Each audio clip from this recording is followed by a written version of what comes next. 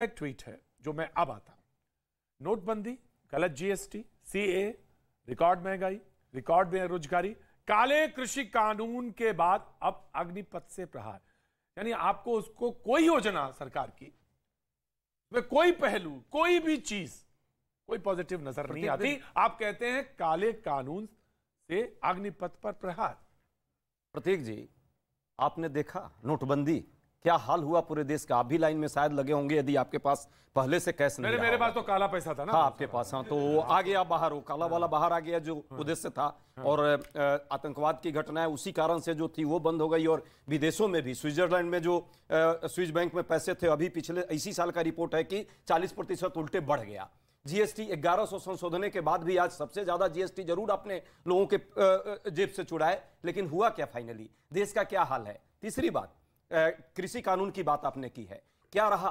3 काले कृषि कानून का क्या हाल रहा? 700 से ज्यादा लोगों की मौतें हुई और अंततः सरकार को 1 साल हठधर्मिता अपनाने के बाद भी उसको बैक करना पड़ा। क्यों नहीं इससे पहले कंसल्टेशन कर लेते हैं? पहले क्यों बात नहीं कर लेते हैं? हटाओ का नारा आया था, अग्निपथ आज भी गरीबी की बात करते हैं। अग्निपथ का हाल क्या हुआ? विशाल जी, लेट हिम कंप्लीट। अग्निपथ का क्या हाल हुआ?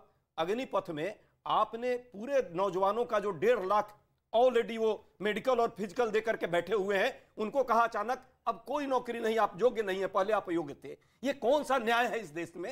ये अचानक, और ये सेना का डिसीजन होता तो ऑलरेडी सीडीएस पर रोक लगाई, कहा कि नहीं 17 साल के बदले आगे बढ़ाओ, ये न कि 5 साल कर दो। 5 साल भी नहीं, आपने तो 4 साल कर दिया।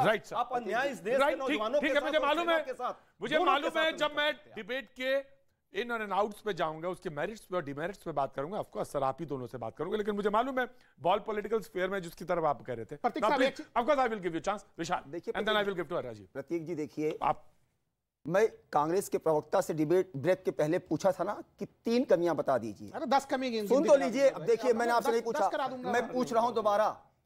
3 कमी दोबारा पब्लिक को बता दे ताकि पब्लिक सुन ले, नंबर 1। नंबर 2, होता क्या है प्रतीक जी, आपने गौर किया कि जीएसटी आया तो उस पर एक्सपर्ट, किसान बिल आया तो उस पर एक्सपर्ट, मैं इनसे पूछता हूं, सुन तो लीजिए ना, सुन तो लीजिए ना। आजादी के समय वो एग्रीकल्चर भारत के नेशनल इनकम में कितने % का योगदान करता था? 60% का करता था। तो आप अभी पूछाते हैं, हम लोग उसी तरह से इनके कार्यकाल 2014 तक आते आते किसने घटाया? डबल किसानों की आय करने की बात की। गरीबी हटाओ का नारा दिया था, आज भी गरीबी की ये बात करते हैं। नंबर 3, सेना जब स्ट्राइक करती है, सर्जिकल सवाल करते हैं, प्रूफ दो, प्रूफ।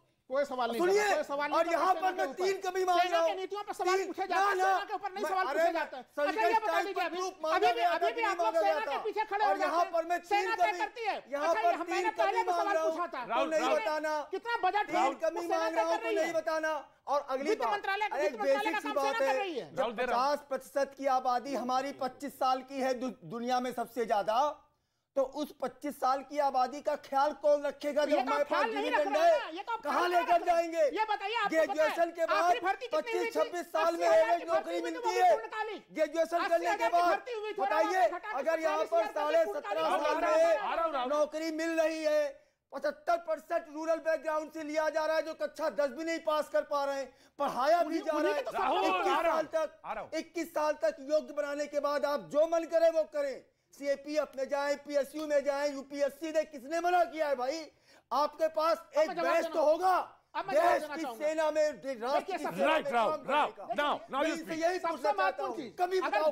मैं बता रहा हूँ कमी। आपने अब जो विशेषताएं बताई वो विशेषताएं तो है ही नहीं, वो विशेषताएं तो पुराने सिस्टम की विशेषता बता रहे हैं आप संभवतः नए सिस्टम की विशेषता नहीं बता रहे। 32 साल एवरेज आयु है, 32 साल है, कौन सा यूपीएससी का फॉर्म भरेगा? सुन लीजिए ना, आपको क्या जरूरत पड़ी सीधे 36 पे लाने की? क्या जरूरत पड़ गई आपको? अरे 32 से 30 पे लाते हैं, 28 पे लाते हैं, इतना बड़ा परिवर्तन करने की क्या जरूरत है?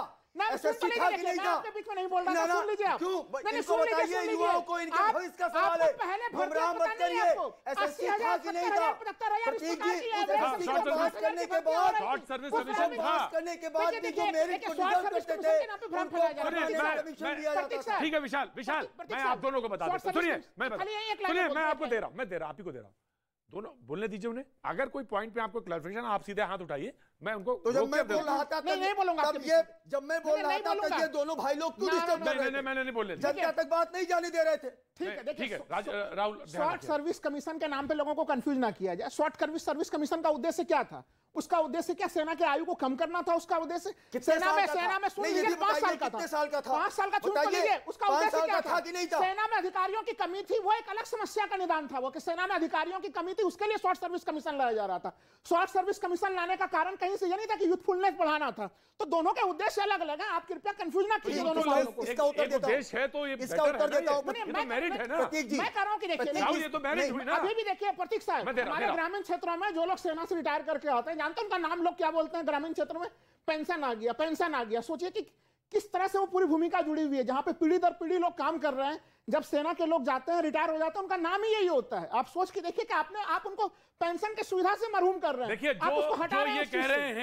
जो ये कह रहे हैं, अगर मेजर जा रहे हैं रिटायर होके गांव में, और मेजर को कहा जा रहा है कि ये पेंशन आ गई। नहीं, मेजर साहब को नहीं कहा जा रहा, जवान को कहा जा रहा है। जवान को कहा जा रहा है। देखिए, मैं इस बात को कहा जाता है कि लेकिन ठीक है, लेकिन ये तरीका नहीं है।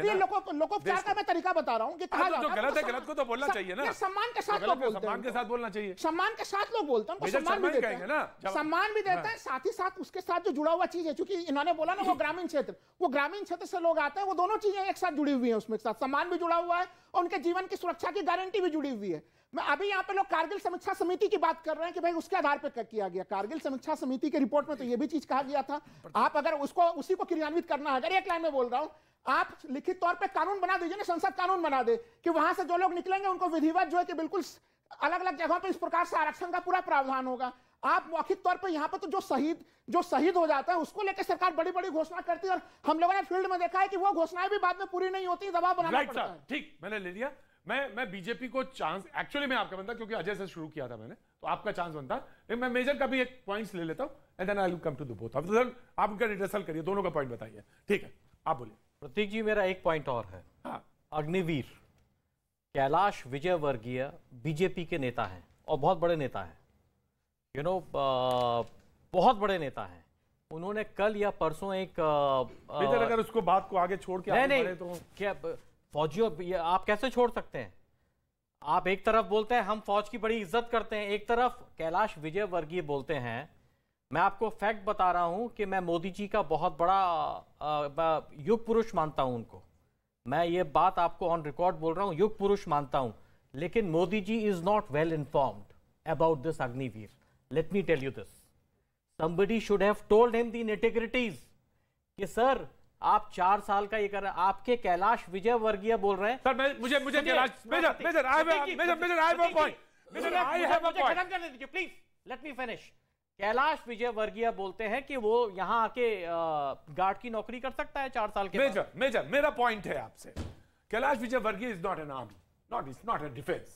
मैं आपसे पॉइंट एक भारतीय है सर मुझे एक पॉइंट दीजिए। सत्ताधारी सर मुझे एक पॉइंट, सत्ताधारी सर मेरा क्वेश्चन सुनिए। मेजर मेरा क्वेश्चन सुनिए, मैं आपसे सिर्फ ये पूछ रहा हूं आपके ऑब्जेक्शंस क्या है। वो ज्यादा इंपॉर्टेंट है कि मैं विजयवर्गीय के बयान को लूंगा। आप बेइज्जती कर रहे हैं। बताइए, आप अग्निवीर पे बताइए ना मुझे। आप जो आपके अग्निवीर हैं, आप अभी तक तो वो रिक्रूट भी नहीं हुए, आपने उनकी बेइज्जती कर दी। मैं तो ये 1 जुलाई से रिक्रूटमेंट शुरू हो रहा है अभी नहीं तो कैलाश विजयवर्गीय तो उनकी बेइज्जती कर दी। नहीं भाई, वो हम कैलाश विजयवर्गीय एक पॉइंट है सर, अग्निवीर उससे कहीं गुना बड़ी चीज है। तो आप कैलाश विजयवर्गीय पे तो हमने बात ही नहीं करनी शुरू करी है। मैं करना चाह रहा हूं। मैं आपको एक इंस्टेंस बता रहा हूं। राइट, एक इंस्टेंस बता रहा हूं। ठीक है, मैंने सुन लिया, उसको किनारे किया। मैं एक, आपने किनारा कर दिया। दूसरा अब मैं आपको बता रहा हूं, जो जब ये 4 साल के बाद किसी के बयान से बहुत बड़ी चीज है इंडियन आर्मी, बहुत बड़ी चीज है, चाहे वो बीजेपी के प्रवक्ता कहें या ना कहें, लेकिन मैं तो कह रहा हूं कि डिफेंस बहुत बड़ी चीज है। और जो इस देश में, दुनिया में कोई भी आर्मी कहीं भी हो, लेकिन हिंदुस्तान की आर्मी का जो मर्तबा और जो उसका शौर्य और जो इसकी प्रतिष्ठा है, वो कहीं किसी से तुलना हो ही नहीं। प्रतीक जी, मेरा छोटा भाई मुझसे 3 साल छोटा है, उसके 7 गोलियां लगी थी 2004 में 10 दिसंबर को मणिपुर में। उसके पास ऑप्शन था कि वो फौज से बाहर जाके पेंशन ले सकता है, but he has told the organisation I want to serve this army. मुझे इस फौज में जब तक मैं मेरी 54 साल की उम्र नहीं होती, मैं सर्व करूंगा। आप ये बताइए, लोगों का जज्बा, हमारे मेरा ऑब्जेक्शन क्या है मेजर? मैं जानना चाहता हूं मेजर ऑब्जेक्शन क्या है? आप 4 साल के बाद उसको सड़क पे छोड़ रहे हैं, ना उसके पास कोई फैसिलिटी है ना कुछ है, 4 साल के बाद उसको आपने छोड़ दिया। मेरा ये ऑब्जेक्शन है और कोई ऑब्जेक्शन नहीं। Right sir, I have taken your point.